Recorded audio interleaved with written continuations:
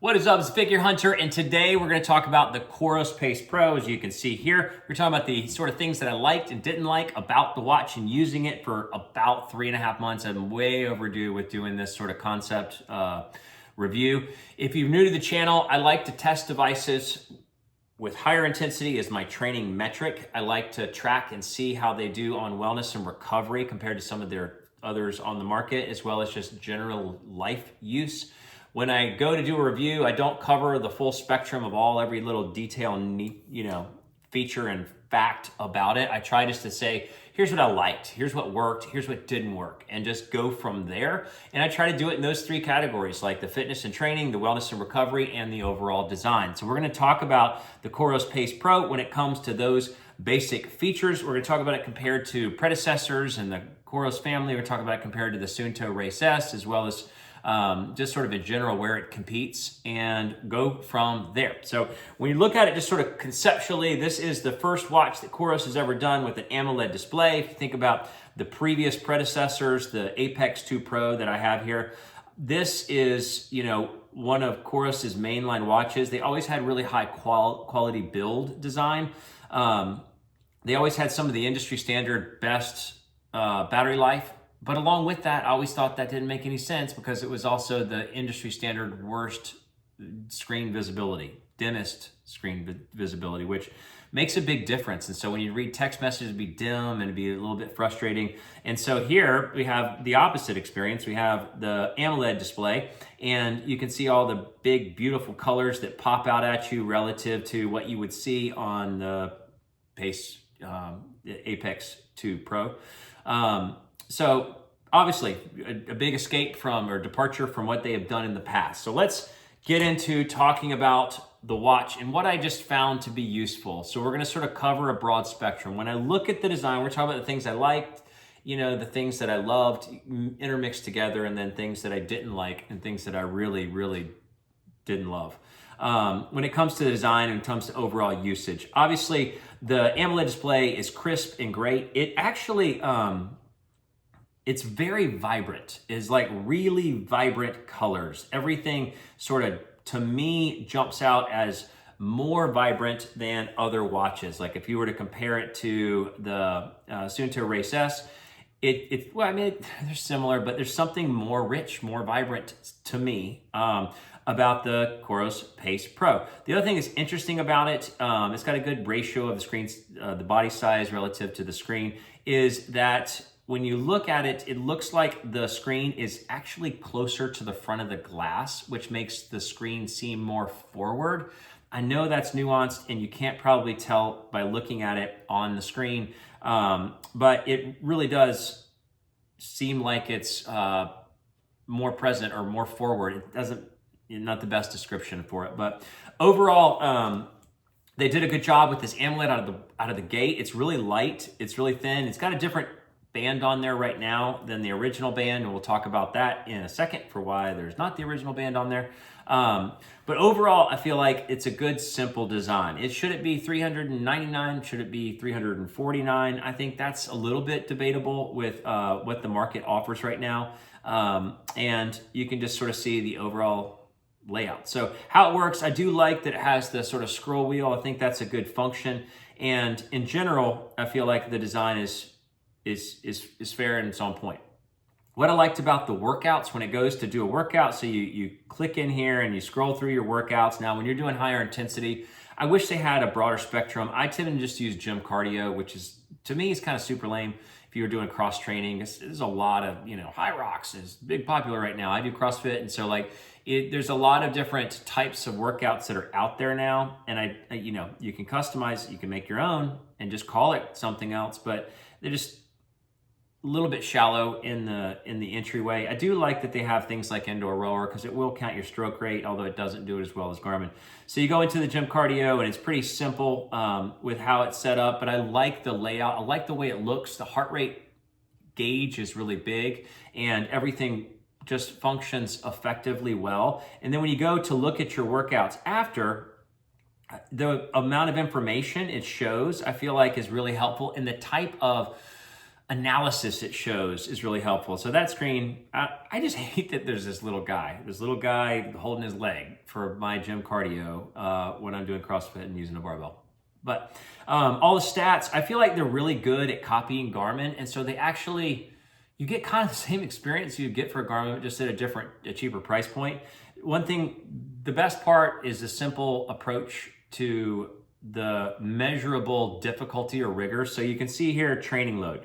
So you got a training load of 64. This is like your rigor score for the workout. And then your aerobic and anaerobic training effect. I think they get the anaerobic training effect a little bit wrong, but the aerobic training effect, you can get a gauge for how you're pushing your fitness. And we'll talk about how they evaluate that later. And the other thing I think they do really well when it comes to the training side is your recovery time. You can see your recovery time right there, and they do a good job at describing it in other places. So when it comes to looking at the watch in a workout, I feel like it does well. It lays the stats out functionally well. You have the lap button down below if you wanted to count your round time or your number of rounds. And then when it goes to analyze it after the workout, I feel like it's simple and it's good. It's just good, clean, quality stuff when it comes to training. And then you can look at how it evaluates the training.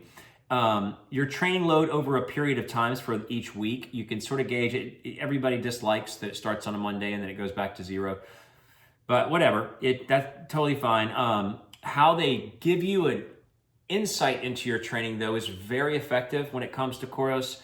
Here's your recovery time. I like that it shows like a meter and a sort of a countdown to recovery. But the fitness evaluation when it comes to the training load tracking, I feel like is some of the cleanest. It's not the cleanest or the best. I feel like Suunto's is as good, and Garmin's is not quite as good when it comes to simple, clean, are you pushing your fitness higher or not? It just takes this last week and compares it to previous weeks, and I just feel like it does a great job. You can see your intensity trend. This base fitness is just fantastic. You can see, like, is your fitness number growing, core fitness, or is it decreasing? Now, in simple terms, that just means is your longer term load capability, or how much you've had in the last 4 weeks. It is a little bit simple in its overall design, but I feel like you can still see your fitness. And if we go over to the app, just to look at the app a little bit, sorry for the glaring light. It's not necessarily the easiest way to evaluate it. Got it. You can see your fitness at any time, so you can hold on and see what your base fitness, when you've gotten higher or lower based on your load impact, which is just your training over the last 7 days. So it charts it out. You can see your training load down below, or your intensity trend, down below. So it just does a great job because it's simple, it's measurable, and it's clear and clean. It's based off that training load, and your training load score for every workout, how it accumulates over the last week versus the last 4 weeks. Here you can see, what the training load chart doesn't add any value, doesn't help anybody with anything. But the real evaluation is the training status, which does a great job. And when I would compare it, if I was to compare it to others out there, I feel like it's as good as Suunto and more simple than Garmin, which has value in and of itself, even if it's maybe lacking some of the specificity or some of the in-depth aspects. Okay, and then last, let's look at your overall wellness and recovery. So it does a fine job. So let me speak to their sleep evaluation. They recently updated this to include, you see the FAIR rating there. It used to be they just gave you the stages, their guesstimation of stages. Nobody can get that really totally right. But now they have an evaluation measure where they say fair, they say great, they say good, they say below average. Simple sort of feedback. And then the other recovery aspect is this zone here. This is your heart rate variability measured overnight. And so you can just see it's normal. And that normal means that your 7-day average is sort of maintaining, it's a steady basis. And then you can see where your overnight was relative to your range. And so you can see, okay, great. Well, it's normal. And you can see your range of percentages there on the screen. So it evaluates things in a simple format. But And then you go to the app. If you were to look at the app will take you into similar things. You can see, okay, so it's telling me, all the same things. Got it. I can do those things. It actually looks worse in the app. The overnight HRV doesn't look as great. And then the sleep, you can see it says fair, and it gives you the details of why it says fair, because it'll say high, low, otherwise. What do I think in general of the wellness and recovery? Well, it's simply boiled down to their estimation for sleep and giving it now a rating of 1 through 5. Great down to poor. And the HRV measure itself. In today's world, that's the most shallow, or that's like not even yet at baseline for a lot of devices. The HRV is baseline for a lot of devices, but some of these other metrics we're just below baseline for what others might offer or provide. Garmin offers like a full spectrum. Coros or Suunto will offer your resources, which is like your body battery. It's like an all-day gauge of how much stress and how much movement and how much working out you do and how it's wearing down your battery, your internal battery, so to speak. And then Polar does a hyper analysis for the nightly evaluation. So when you look at it compared to the other three major competitors, Polar, Suunto, and Garmin, it's the least of its kind. And so that's their biggest thing. They got to step up. They added this new sleep evaluation. It's not that great. And so with that, let's talk about the things that aren't great. The things that aren't great, number one, the band. So I dropped, if you guys know barbell stuff, there's big plates, big round plates. Those are 45s and 25s and 15s and 10s. And the 10s are not the heaviest thing, especially when you have something that big. The weight distribution is pretty broad, and they're rubber, and they're not even like hard rubber. They're like soft rubber. I dropped a soft rubber and it fell down onto the band. And then if you look here, the band is just like, it was lit with like an M80. It was like, pow. It blew into little bits. So the quality of the band wasn't great. The band itself, they always do great bands, I think, and breathability and overall. So that would be the design thing, I would say, that is not as good. The sleep is just okay. And then one thing I don't like about their overall user interface, operating system design is when you hold down this feature, you can see the laundry list of all these different options you have available. It does have mapping of some kind, doesn't have street names, stuff like that, but you can see that it has like a litany of different things you might want to jump into, like the watch face you might want to jump into, but it's still buried with every control aspect on planet Earth, and they should separate out or have some different approach so that you could say, like, I just want to change a watch face. I don't want to, time my nap, or, and then you get into the control center and it's a whole other spectrum of things. So that's not the best. It's not as friendly as other devices are. And then when you go in and do the workouts, I just feel like there's not enough ready stated workouts that would apply to non-traditional, like linear sports, like monostructural sports. Not great there. What did I really not like about the watch? The heart rate sensor. So heart rate sensor, you can't count on it at all. I just wouldn't count on it at all. I mean, there's times where it was accurate, but if you're doing intensity type work in a barbell or moving your wrist or doing pull-ups, even if you're not doing his stuff, I just wouldn't count on the heart rate sensor. I just think that it's not there. It's not there. And overall, oh look, it's ready. Want me to start an outdoor activity. It's looking for GPS. GPS lock on seemed fine for the times that I took it out on a walk. I didn't do anything like that because that's not my gig. I do think that one thing I complain, it's not like a dislike, but it's a feature that's missing this on other watches, like a morning summary. When it comes to wellness and recovery, I just think that there's a big gap. You could get you could just get a similar experience on the training side from Polar and from Suunto, but get much better analysis for the wellness and recovery. I think Polar does a great job with that, even though they're really lacking in other features.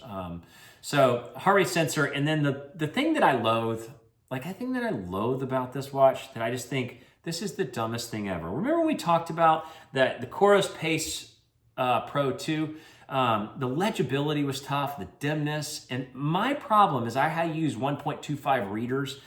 I can't read the text messages on the Apex 2 Pro. And so it was kind of dead in the water because I'm using my watch for 23 hours out of 24 outside of the hour workout a day or whatever. And then they released this, brilliant, beautiful screen. And they chose to make the text messages microscopic. They were like, how can we take this beautiful screen and make it just as useless when a notification comes in as the past? Well, they made the text microscopic to where, for me, when I am reading it, it just seems hard to read at glance. Imagine this is, 2 feet from your face. It's like really tiny and there's no control. So that's the thing I loathe, because that is a daily life thing that affects. Everything else is beautiful. They have watch faces on there. Their watch face templates, I feel like, are some of the best in the business. You can choose from a bunch. I don't like that the controls are buried like they are. So that is the Coros Pace Pro. Full summary. And then when I compare it to the Suunto Race S, I just feel like this is the head-to-head comparison. The Race S has a much cleaner, more solid body, not plasticky feeling at all. And it's $50 cheaper. And it has, it basically does the training things similar and in some ways better, because the coaching, there's like a whole coaching thing within the Suunto app. It's just much better. And then the training load tracking, it's not as verbally described as well as the others. Sorry, I'm getting a bunch of messages. So it's not as verbally described as well, but at the same time, it is just as good, and it's $50 cheaper, and they have much more wellness depth. And I would say the same for Polar, although I think Coros has it beat. Coros has Polar beat when it comes to training load tracking. But you compare these two head to head, $50 cheaper, a premium quality case, more in-depth wellness and recovery, and just as good screen experience. And I would even dare say like a different experience when it comes to the watch. I think the OS is more functionally useful, but just more in-depth on the wellness and recovery and a morning report and all that sort of stuff. I just say like the Suunto Race S beats it. And so that's my summary. If you look at sort of the competitive marketplace in that $400 space, that's exactly what it says. I've gotten like 100 messages from a buddy of mine from the CrossFit workout, because somebody, and I'm going to share a tidbit, it's a new thing to the channel in a second. We did this workout tonight, and I was just like watching this one girl do the workout, and she crushed everybody. She crushed all of us. I even went a little bit lighter, and it still crushed my soul, and she beat me by like a minute. Anyway, so when it comes to a tidbit on life, I want to share about some like goals that I've had when it comes to working out, so like I'm 50, and one of the things when you're 50 is you're fighting to keep muscle mass. And so what I have committed to doing, which I'm really excited about, is both taking time off. I shared in my last tidbit that because of injury or inflammation, I only go hard lifting and intense CrossFit type stuff, a class, every other day. And then I do like monostructural load zone 2. And that's having other benefits I'll share about in other tidbits. But the thing that I'm doing now is, in taking time off, is hitting the next day really hard, number one. And I find that I have a lot more energy going into the lifting and the dynamic Olympic barbell work, as well as the CrossFit class. And I do all that. I feel like I'm getting better results because I'm not going in tired.